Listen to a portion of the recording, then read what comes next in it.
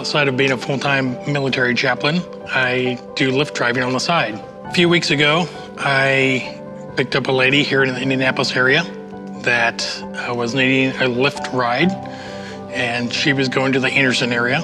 When she got in my vehicle, I had K-Love on my radio, and she noticed that and commented about how she listens to Christian music. But she took a phone call, and when she eventually hung up, I just made a simple comment and said, it sounds like you're going through quite a bit. And that's when she really opened up and started to share about some of the relationships problems that she had going on in her life, some of the struggles that she was facing with certain people, and just how it was bogging her down. And I took that opportunity to just talk about my faith and how God helps us through the trials and the struggles that we face in life. And she was open to hearing that. When we did get her to her stop in Anderson, I asked her if I could add her to my prayer list. And she was very grateful about doing that. So I offered to stay connected with her and help her locate a church in the Anderson area. And she again thanked me for taking that opportunity to help her connect with a church up there. I was out to lunch with a friend, and we had set our jackets on a table because it was very busy in there, and we wanted to make sure we had a seat after we ordered our food, and took our trays to our table, and there was someone sitting there.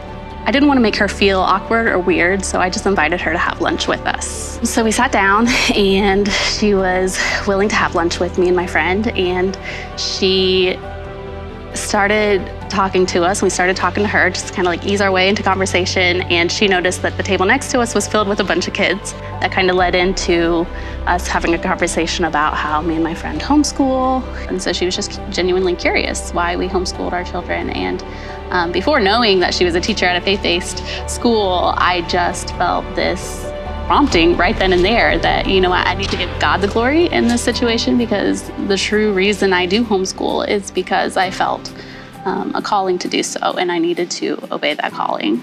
And so that kind of led me into talking about Jesus and why I do what I do. One of my closer friends, she is not a Christian. A few years ago, I was talking to her, and I was like, hey, do you want to go to youth group with me? And she kind of was like, no, I don't really want to go. And so I just like kind of felt like, hey, like, why not? Just wanted to see what was wrong. And she's like, well, I'm not a Christian, and I don't believe in God.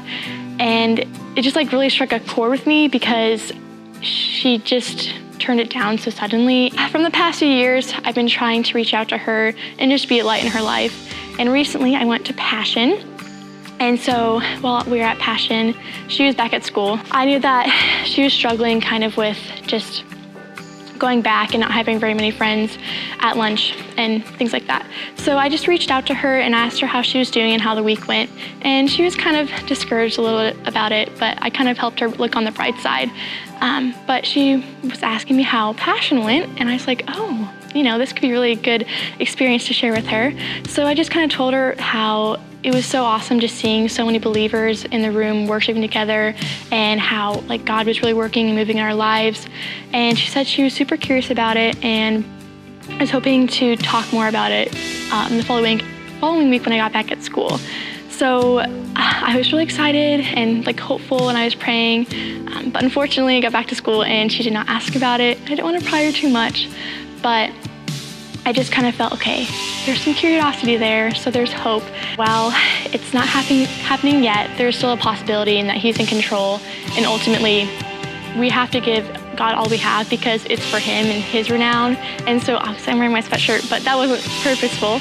But the main verse there was Isaiah 26:8, for your name and your renown is the desire of our souls. And so that just kind of really set things in motion, like, okay, this is about Him. And overall, He's just kind of been tugging at my heart to just give more and more to Him. Look for those small opportunities, look for those small windows that God provides us to encounter people where we're at, whether that be at work, in our neighborhoods, at home. These situations are very uncomfortable, and just being a Christ follower in general and having people know that is very uncomfortable too. But I think it's important to realize that God, He provides comfort to us, and He's our comfort. So while things may be uncomfortable, it's important to remember, okay, God's got it in His hands, He's in control. Sometimes we have to do things that are scary, and it's okay. And you might be shaky as you're sharing your faith, but do it anyways, because you don't know whose lives you're changing.